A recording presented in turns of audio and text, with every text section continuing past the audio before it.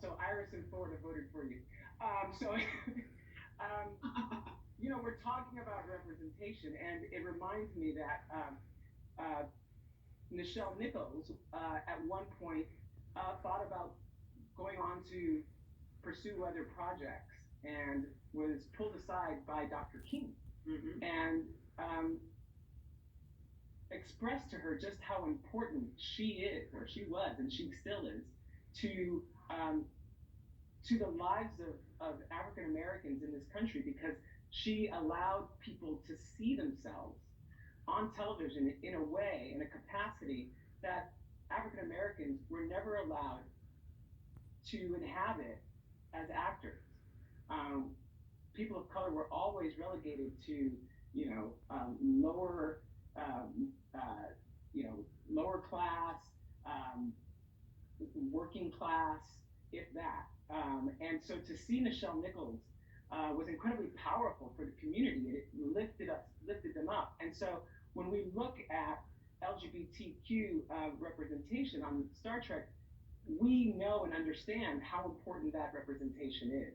And so we present the world as it should be, and then we challenge society and this culture to live up to that and to do the work that it takes to actually create this idealized future. And that idealized future includes all of us. Because the moment that we uh, start to acknowledge and recognize the humanity in each other, and we start to recognize ourselves in each other, that's when we start to save the world. Because until then, we're only working against each other, and we'll never get anything done.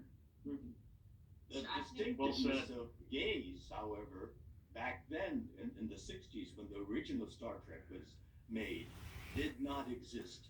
It was an invisible diversity. And so Star Trek itself has come a long ways from 1965 to what it is today in the 21st century. I think too. And there's that amazing through line between your courage off the screen and the progress on the screen. Sonequa, I know you played the first ever black woman to be the central character in a Star Trek series. How do you see yourself in that tradition, and where do you think that representation can take us going forward? Oh my goodness. Well, I agree wholeheartedly with everything everyone has been saying, and I'm just going to be piggybacking on what everyone has been saying.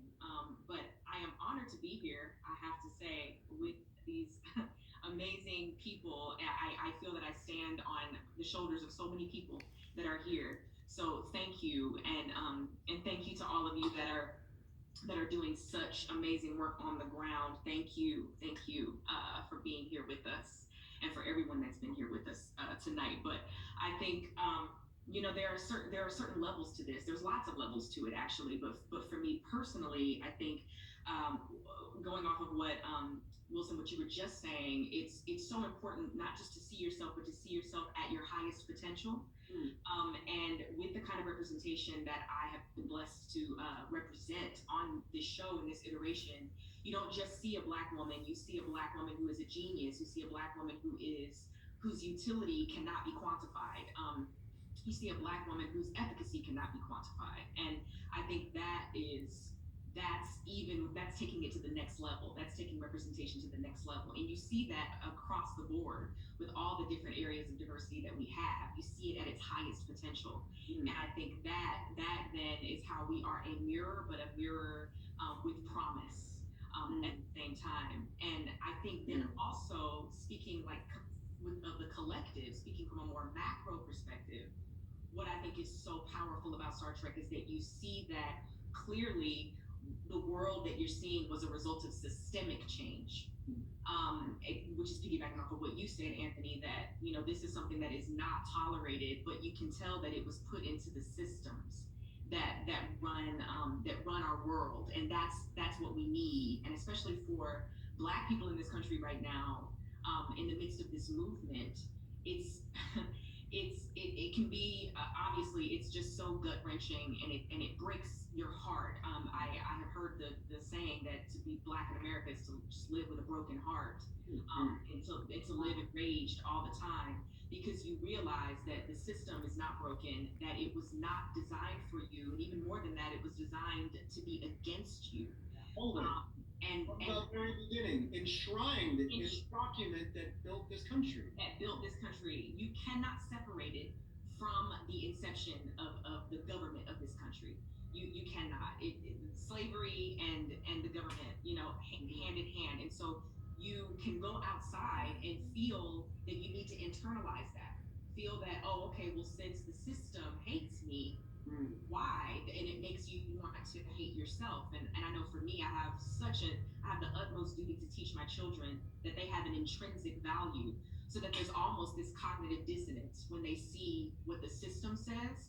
I want them to say, well, no, that can't be true because my value can't be, it can't be stated. I am invaluable. And so clearly what the system is telling me, the belief system that's attached to white supremacy is a lie.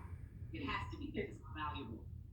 Yeah, it's a caste system, right? Yeah. And in the book Caste, her name just escaped me. Just went out of my head. Isabel Wilkerson. She at the very end of the book, and I'm going to make this quick. She says, if we can, she leads us to imagine a world in which all of these isms are gone, and we are not judging people based on their race or their color or their sexual orientation, or we've got rid of all of that, and so we can actually identify the strengths and the gifts and the uniqueness of each human being and what they can potentially help society do and be, and so we can get out of our own way and allow ourselves to be our best selves.